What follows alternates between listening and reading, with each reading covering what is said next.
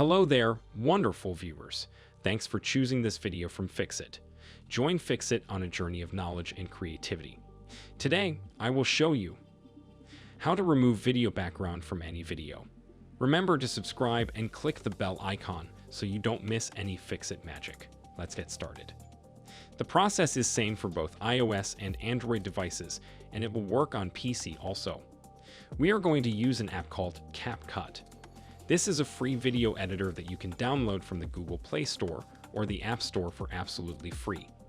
Once you download it, open the app, then create a new project. It's going to open your photo gallery, so select the video from which you want to remove the background. Here's the video that I downloaded, and I want to remove the background from it. I just want the woman in my video, so select the video and scroll down here until you can see a little cutoff option.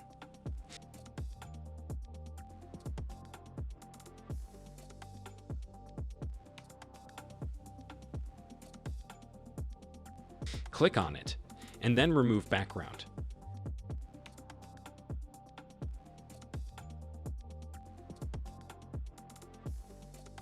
Now just wait a couple of seconds until CapCut removes the background from our video. It says that the background is removed, so all I have to do is to click here and the video will be saved to my gallery.